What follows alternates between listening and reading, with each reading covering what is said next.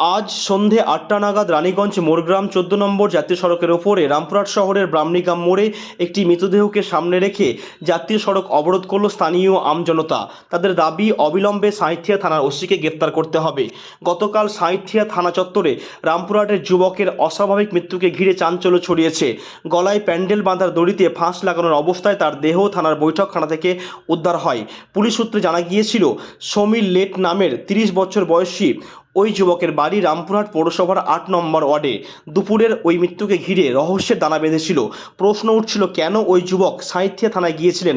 তার উত্তরে পরিবারের সদস্যরা নিরুত্তর ছিলেন। যদিও পুলিশের দাবি ছিল কোনো একটা সমস্যা নিয়ে ওই যুবক থানায় এসেছিলেন, কিন্তু সেই সমস্যা পুলিশের কাছে স্পষ্ট হওয়ার আগেই ওই যুবক আত্মহত্যা করেন।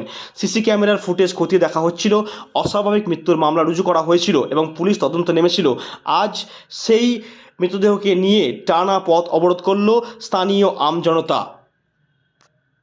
সমীর লেট প্রতিদিনের মতো বাড়ি থেকে বেরিয়েছিলেন সকালে। বেরোনোর পর 2টোর সময় তার রামপুরহাট থানা থেকে ইনফর্ম আসে তার পরিবারে যে সমীর লেট সাঁইথিয়া থানায় গলায় দড়ি নিয়ে মারা গেছেন।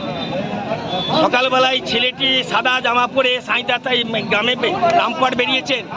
আমাদের প্রশ্ন, কী করে সাঁইথিয়া থানা গেল?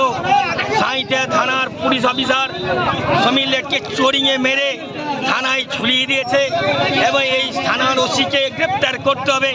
এই ঘটনায় যারা যুক্ত আছে তাদেরকে অ্যারেস্ট করতে হবে। অ্যারেস্ট করে অবিলম্বে তাদের দৃষ্টান্তমূলক শাস্তি দিতে হবে। এই দাবিতে আমাদের এই আন্দোলন পথ অবরোধ এবং পরবর্তীকালে আমাদের বৃহত্তর আন্দোলনে আমরা যাব। যতদিন শাস্তি না পাবে আন্দোলন আমাদের চলতে থাকবে। কিনা আপনার শিবদাস লেট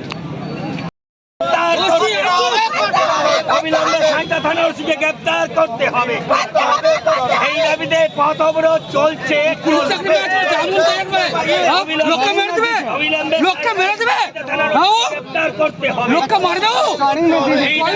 এই দাবিতে পথ অবরোধ চলছে, চলবে। এই দাবিতে পথ অবরোধ চলছে, চলছে। আমার ভাইরা ভাইপুরা